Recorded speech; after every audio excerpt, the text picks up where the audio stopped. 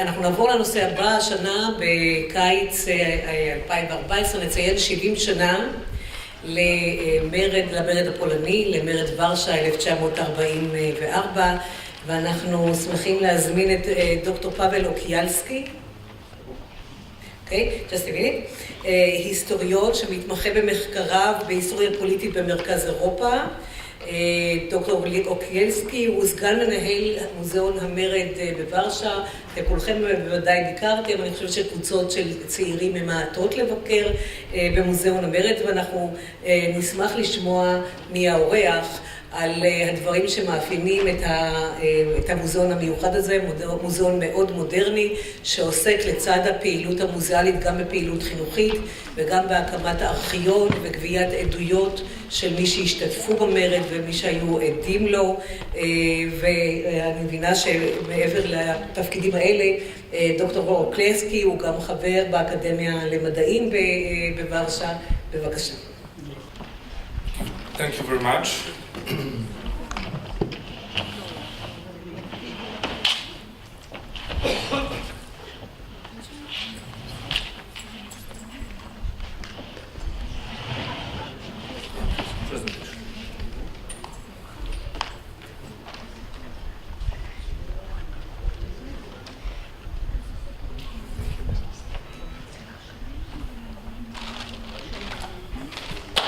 Thank you very much again. First of all, one remark for the translators, because as I heard, they translated our museum as a museum of the ghetto uprising, and our museum is about the Polish uprising, 1944, which we call the Warsaw Rising. I would like to thank our hosts for inviting our co-organizers, Polish Institute, Friedrich Stiftung, for the invitation. I divided my speech to 4 chapters. First of all, I will tell a little bit why the Warsaw Rising is that important for Polish collective memory, that it deserves its own big and very popular museum.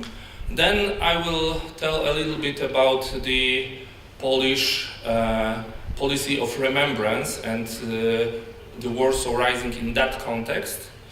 Then the biggest part is about the museum itself and how it deals with the history.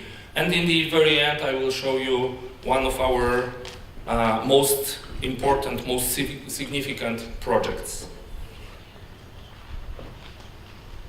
Warsaw Rising was one of the most significant events in Polish history of 20th century. It is not only because it was one of the greatest city battles waged during the Second World War, a battle that lasted more than 2 months and cost between 150 and 200,000 victims. The numbers are not precise. But also because it can be understood on 3 different and very important levels. The first level is local one, the Warsawian, as the Warsaw Rising explains the identity of the city, the capital of Poland, that due to military struggle and following action of expelling all the inhabitants, plunder and planned process of destruction was completely annihilated. And then, after the war, it was rebuilt in completely different Stalinist manner. It means, from the point of view of identity of the city, that as a result of Warsaw Rising, one city disappeared and another emerged. The second level of understanding is the national, the Polish one. The Warsaw Rising was a sovereign political decision of an independent Polish state its aim was to liberate Polish capital city with Polish forces, subordinated to the government in exile, and taking power by the Polish underground state. Warsaw, in that context, was an independent Poland. For 2 months, it was last 2 months of independent Poland on Polish territory until 1989. Although, of course, it was very limited, on a very limited territory and by the very short time. And the third level of understanding is international. It shows the cooperation of two inhuman criminal totalitarian regimes during the Second World War. It was last moment of their actual, although not formal, collaboration in striving to destroy Polish capital. It allows to understand the enslavement of Poland, and not only Poland, the whole Central Europe after the war, and shows the real roots of the Cold War. And here a small anecdote. We have a lot of foreign visitors, and it is the greatest surprise for our British guests to hear that German planes during the Battle of Britain were flying on Soviet fuel.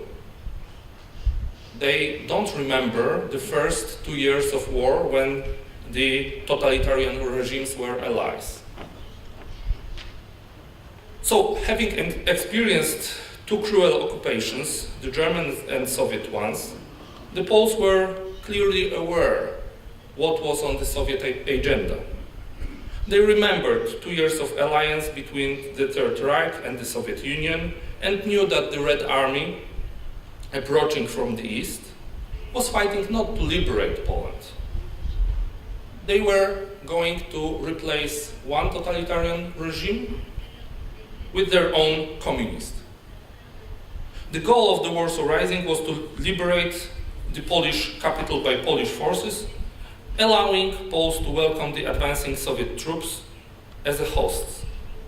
It was the last attempt to save Poland from communist regime and the Soviet enslavement.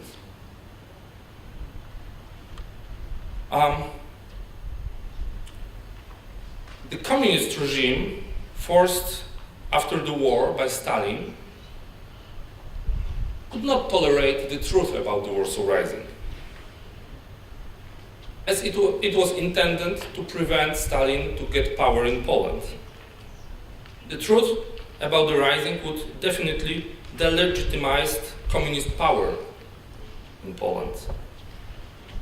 In parallel, however, a common remembrance of a Warsaw Rising was very strong and differed from official propaganda.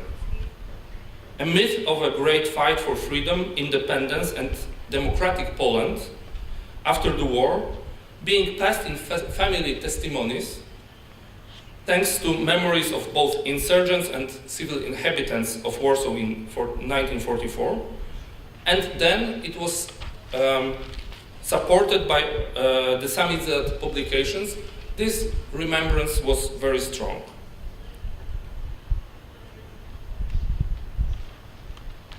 After the fall of communism in the Central East Europe and the dissolution of Soviet Union, 1990s were anticipated as the decade of the end of history, as Fukuyama said. In Poland, this worldwide belief took shape of the sentence, "Leave the history to historians. Let's look towards future." In 1995, a post-communist candidate, Aleksander Kwaśniewski, won the presidential election with the catchword, "Let's choose the future." Reasons for that situation were numerous, and the most significant is that after the years of communism, when the common remembrance about history was a part of some kind of resistance against the communist power, people were tired with history. Therefore, it was easy to convince them that history did not matter anymore in a free country, and it is enough to build a wealthy, self-contented state. But after several years, the significant change came. The first important the institution dealing with the history that was created in the independent Poland was Institute of National Remembrance. It was established in the end of 1990s. And it was the first step of Polish state towards the more active role in shaping common memory. Its role in filling documents, editing and publishing them, research and popularization is still hard to overestimate. It has a great budget, more than 2,000 employees, etc., etc. Warsaw Rising Museum was also the visible sign of a new deal in Polish politics in terms of remembrance. In 2002, the then mayor of Warsaw, Lech Kaczyński, decided to establish Warsaw Rising Museum. It was to be open on 60th anniversary of Warsaw Rising. It meant only 13 months from the beginning of project to official opening. That decision was crucial in long-lasting story of attempts to create such a museum, which itself could be a case to illustrate Polish history after the Second World War, and also the attitude of Poland towards the history. The project was successful. The most modern interactive museum in Poland was opened on 31st of July 2004. It was a milestone in changing social attitude towards the past. Celebration of the 60th anniversary for the first time became a kind of holiday for Warsawians. People celebrated together, feeling pride, common identity, and community. It seemed that 60th anniversary of Warsaw Rising changed the way of commemorating Polish national holidays and historical anniversaries. And now let's point out some factors of the phenomenon. Creating the exhibition, we asked ourselves three main questions. Why, for whom, and how? And precisely in that order. First, we answered why we were preparing it. And there were three main answers. First, to pay tribute to insurgents. Insurgents that were, after the war, very often imprisoned, treated as traitors by the communist regime, etc., etc. Until 1989, they were treated as, let's say, worse inhabitants of Poland. And even after 1989, the tribute to them was not paid in a proper way. So this was the first goal. Second goal, to tell a story. To tell a story that I, in a very short blink, told in the beginning. And the third, to show that history is interesting.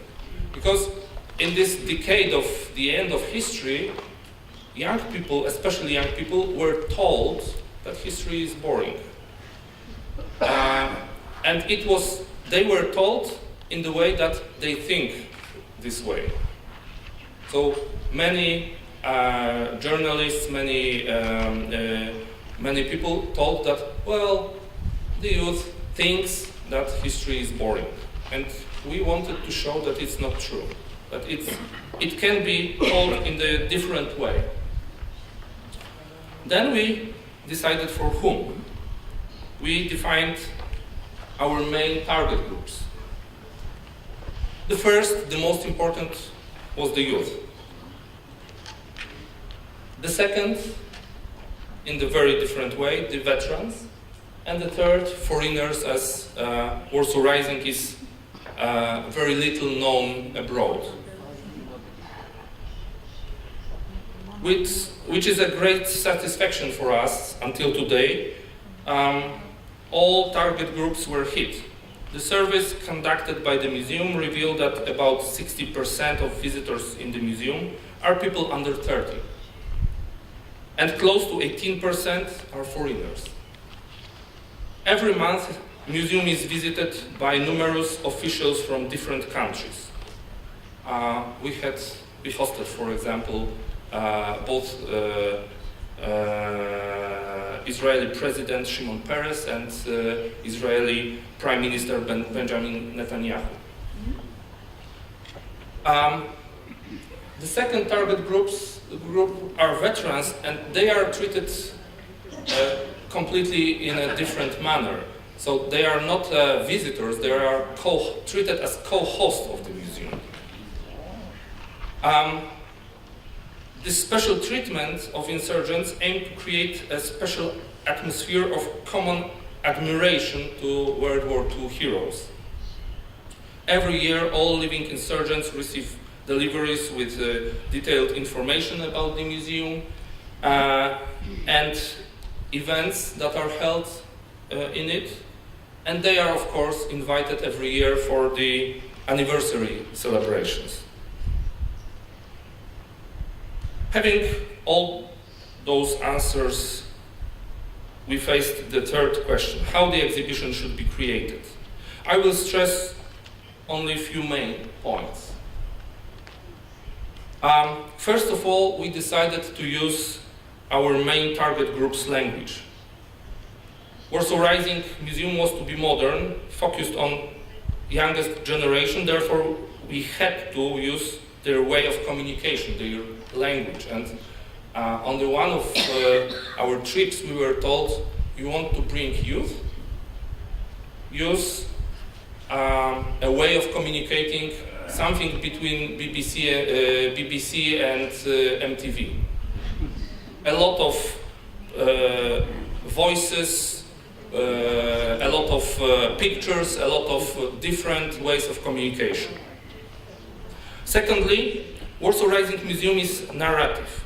So it means the whole exhibition tells a certain story in a chronological manner. Everything is subordinated to the primary goal, to tell the story. So, exhibits, photographs, films, multimedia installations are only means to achieve the main goal. The construction of the museum's permanent exhibition was prepared on precisely written scenario. Its authors paid much attention to keep proper ratios among different parts of the topic. In 2004, this way of thinking was quite revolutionary in Polish conservative museology, focused on object rather than on a visitor. Thirdly, our museum is interactive, but not in narrowing understanding of that word. I mean, our understanding of interactive exhibition does not limit it to the multimedial equipment. It means the interaction between the visitor and the history. So this is very often mixed up, that interactive means multimedial. It does not. Everything that makes people to react somehow on the exhibition is interactive. So on the one hand, the touch screen, on the other hand, the simple drawer that you have to pull out. To achieve the goal, we decided to use a broad variety of methods. The exhibition creates an atmosphere. visitors feel like on Warsaw Street during the German occupation and then during the Rising. Therefore, the whole exhibition plays with the light, sound and picture. Visitors are walking on the cobbled street, hear the bombings, sometimes even have to search for information, exhibit or photograph hidden somewhere and not given on the plate. The aim was to break the stereotype of museum existing in Poland so far. Boring, quiet place with a lot of display cabinets with exhibits, described in a very scientific way, where nothing is allowed to touch. Museum's exhibition presents personal stories which help to understand the big history. It is always easier to understand a genocide in Wola district in Warsaw in the first days of the Rising, when during 3 days about 40,000 people were killed in mass executions on Hitler's order.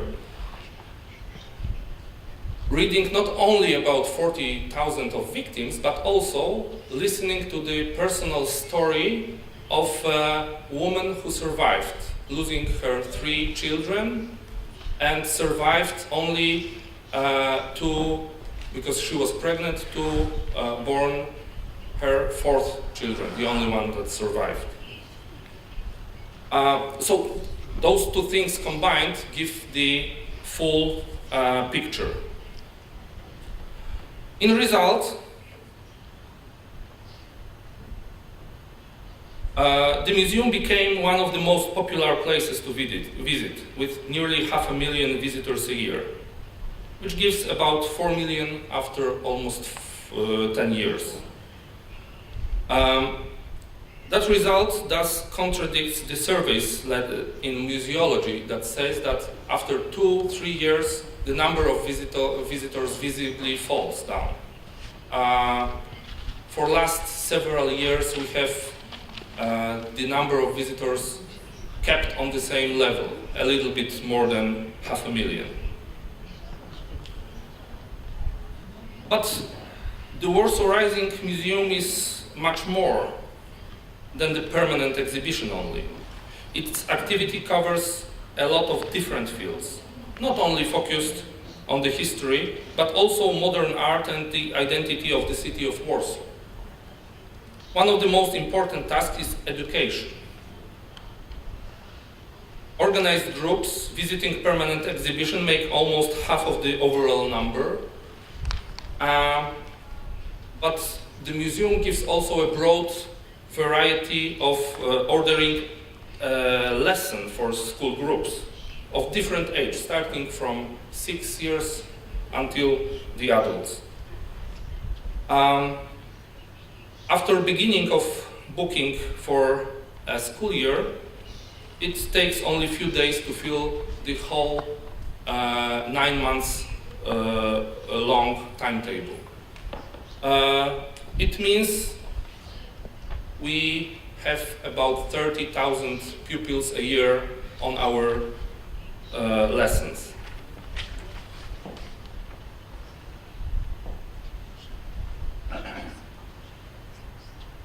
We started in 2005 the oral history project.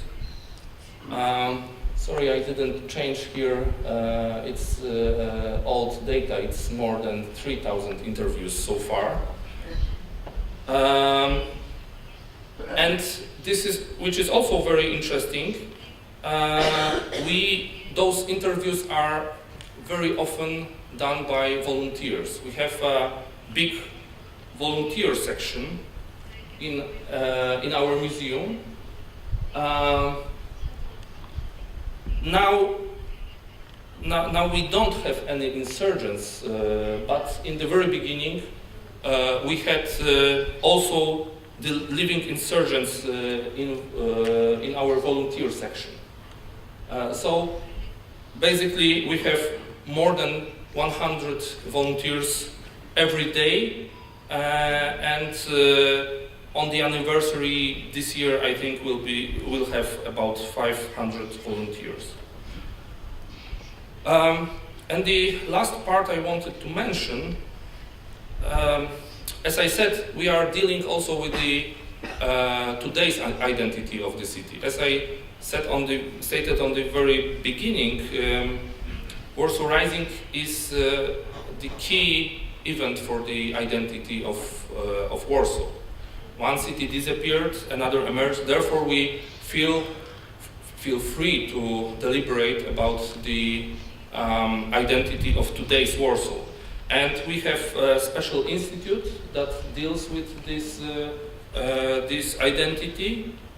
And also we have a Warsaw stereoscope,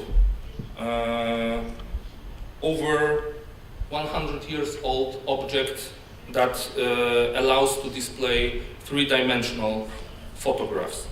And as my time is running out, now I would like to show you one of our most important projects.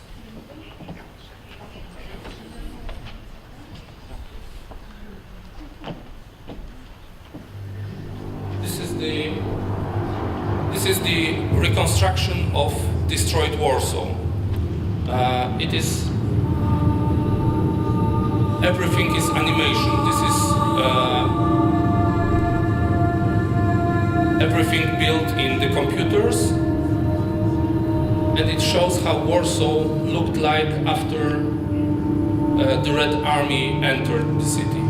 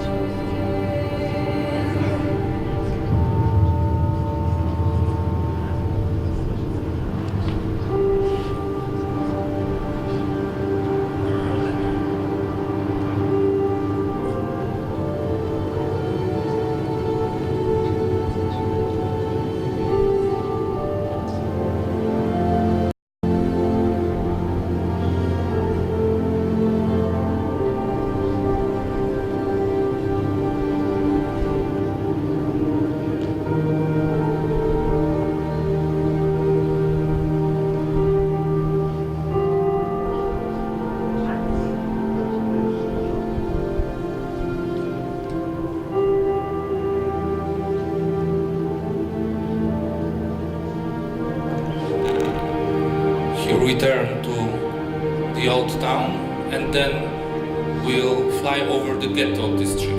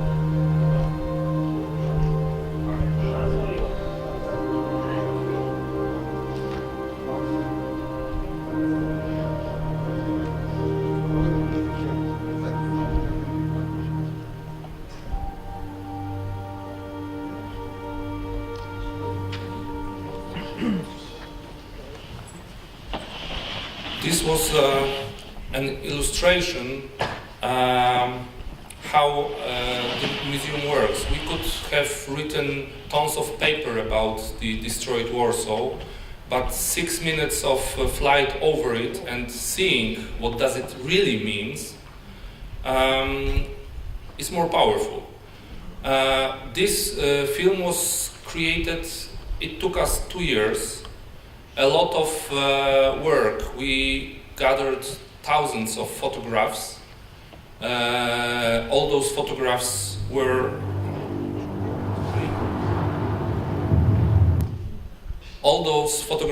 analyzed precisely, and then they were worked out in computers, and this is the final result of this. So it was just an example of our way of thinking how to bring the past to the modern audience. Thank you for your attention. תודה רבה. אנחנו ננצל את הדקות הבאות לשאלה. מי שיהיה הכי זריז ויגיע, ישאל ראשון.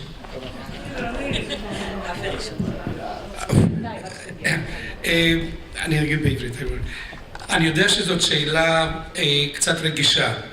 במדינות הפוסט-קומוניסטיות אנחנו רגילים שבמוזיאונים, אתרי זיכרון, כל הנושא הזה הוא כפוף, הוא חלק מתוך הפוליטיקה של הזיכרון של הממשלות השונות, לא רק הדיון החברתי.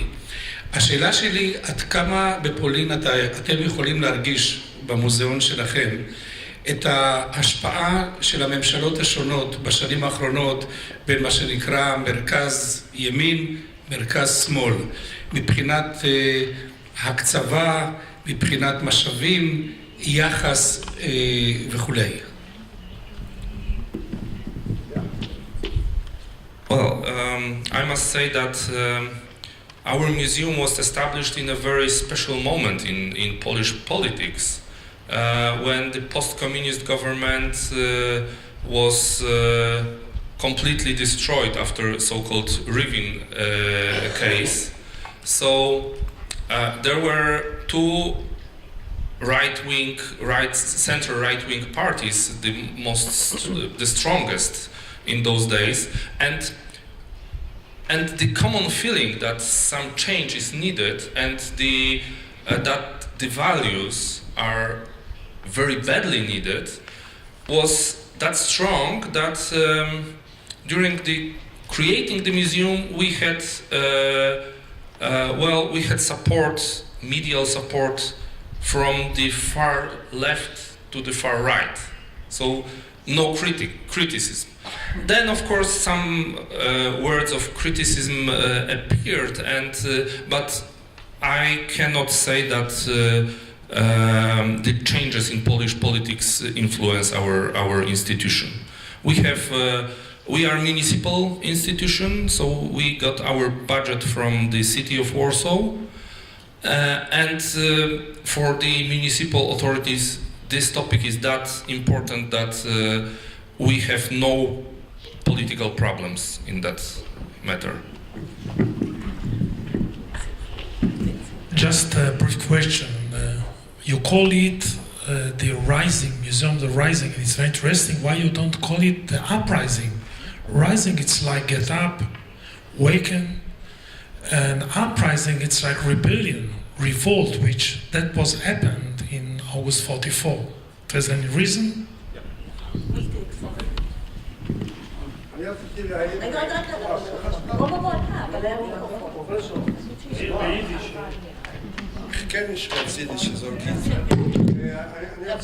אני רציתי להעיר 3 הערות. לגבי ההשפעה הפוליטית, זה קיים בכל מקום, כולל אצלנו, גם במוזיאון יד ושם וגם במוזיאון הפרטיקולרי, כן, גם פה, פוליטיים אידיאולוגיים, נהיה כנים, כן? פה בלוחמי הקטרות, בגבעת חביבה, אז זה כדאי לזכור. דבר שני, דבר שני, רציתי להגיד שמה שאני ראיתי בשתי ההרצאות זה ליהודים, לצוענים ולפולנים יש מיתוס של התנגדות, מיתוס שיש לו בסיס ריאלי, אבל אני שואל, אם אין העצמה של מוטיב ההתנגדות, כן? יד ושם, רשות זיכרון לשואה ולגבורה, עד היום אנחנו לא מצליחים להשתחרר מזה, יום הזיכרון לשואה ולגבורה וכך הלאה. ובכל מיני מקומות פרטיקולריים, המוזיאונים הפרטיים במכון מטפחים את השנייה. המוזיאון הפרטיקולרי מטפחים את ההתנגלות של אנשי השומר הצעיר, אנשי דרור וכך הלאה וכך הלאה. זה ברור, כן? זה ברור, זאת אומרת, אולי זה לא צריך להיות ככה, אבל זה ככה. רק אני רציתי, היות והזכרת את דני קרוון, דני כתב לנו... אם לא תדבר למיקרופון, לא נשמע אותך. לא, תשמעו. דני קרוון כתב, ביקשתי ממנו לכתוב לנו את ההתרשמות שלו כאמן ישראלי, שעשה אנדרטת זיכרון ממלכתית בגרמניה על הצוענים. זו מורכבות מאוד מעניינת, והוא כתב לנו, ואנחנו עכשיו הכנסנו את זה בספר באנגלית, ובמהדורה החדשה של הספר בעברית, שתצא בשנה הבאה, הוא רק אני אקריא משפט, זה חשוב נראה לי. אין שאלה, ראיתי מחויבות כיהודי, כישראלי וכאמן, לתרום את תרומתי לסינטי ולרומא, עם שהיה נרדף תמיד ובמיוחד תחת המשטר הנאצי, ולהבדיל אלפי הבדלות עד היום. תחושת החובה הזו הנחתה אותי כשהגשתי הצעה לאתר הזיכרון, והשקעתי בעבודה הזו את כל כולי 12 שנים. השאלה שלי לדוקטור ואגו, האם יש איזושהי התייחסות בהיסטוריה הצוענית, so called, להיותם בגטולוג' במה שקרה להם בגטולוג' ואיזשהו חיבור להיסטוריה היהודית? האם הם מתייחסים בכלל לנקודה הזאת? השאלה האחרונה, I'm a youth group guide in Poland, and I visited the museum twice without our students. And I think that it's very worthwhile to visit. Usually we spend in Warsaw a day or a day and a half, which always not enough, and I think we should correct it. I think we should visit the museum, but the question is, first of all, the guiding inside the museum, who is going to do the guiding in Hebrew or in English or with interpretation. Secondly, the price, how much you're going to charge our students to get into and how long it will take. I know that the visit in the museum might take 3-4 hours, as I did it in the past. But we cannot invest so much time, so can we do it in a shorter time? קודם כל אני ממליצה לכולכם לבקר וגם להביא קבוצות. המוזיאון נפתח מאוד מוקדם ביחס למוזיאונים באירופה בכלל, דיברתי עם פאבל על זה, ב8 בבוקר כבר יש לנו קבוצות והסיור יכול להימשך שעה, כך שלדעתי אפשר וראוי, בוודאי השנה שאנחנו מציינים 70 שנה למרד הפולני, לבקר במוזיאון. Thank you very much for all the questions. Well, first of all, why the Warsaw Rising? It was not us who invented this term. It is used in the Oxford Dictionary of Contemporary History, and it is also written in Norman Davis's book about the Warsaw Rising. Basically, Norman Davis always stressed that it is easier to stress that there were two events in Warsaw, the Ghetto Uprising and the Warsaw Rising. And they should not be mixed. We are still facing this problem in our museum, that a lot of foreigners do not know that there were two different events. But I'm glad you mentioned the meaning of the word rising as awakening, something. We wanted to stress also, using this word, that it was not only the military battle.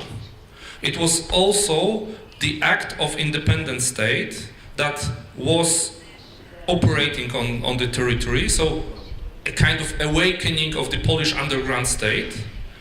And also the state was democratic, there was civil society, I would say, etc., etc. So these words allows to show that this event means much more than only the fight.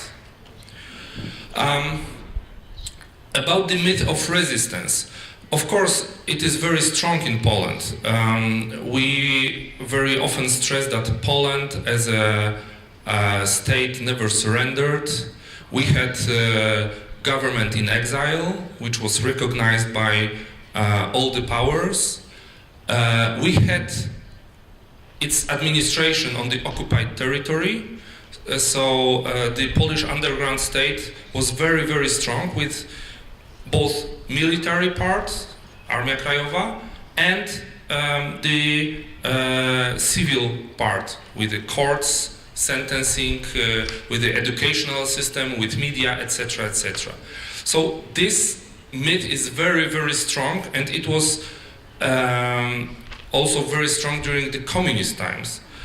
And I would even stress that today's Poland is also recognizing this tradition in a very symbolical way.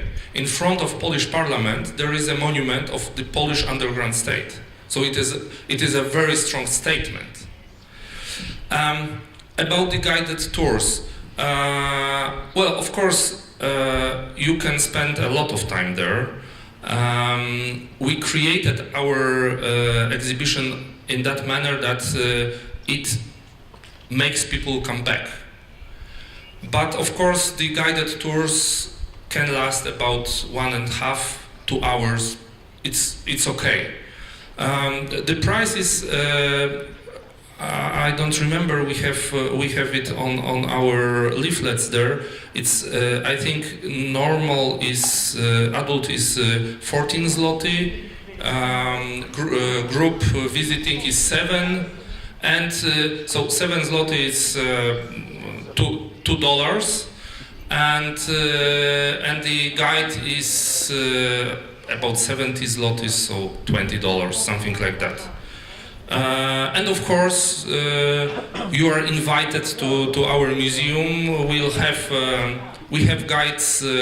Of course, in English it's not a problem, and we have also audio guides in Hebrew.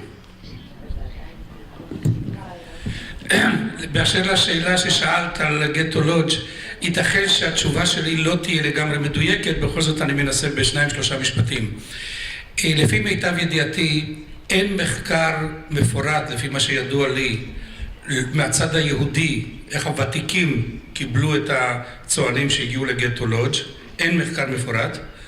הנושא מופיע בכמה מחקרים העוסקים בגורלם של הצוענים והיהודים בזמן השואה. יש כמה התייחסויות לשאלה שלך בספר שאני ציינתי בעקבות הכנס שהיה באוניברסיטת תל אביב, The Roma a Minority in Europe, שייתכן שגם בגוגל אפשר למצוא בגוגל בוקס את הספר. אבל לא מחקר בפני עצמו שאני מכיר, אבל ייתכן כאמור שאני טועה ויש משהו יותר מעמיק שאני לא יודע עליו.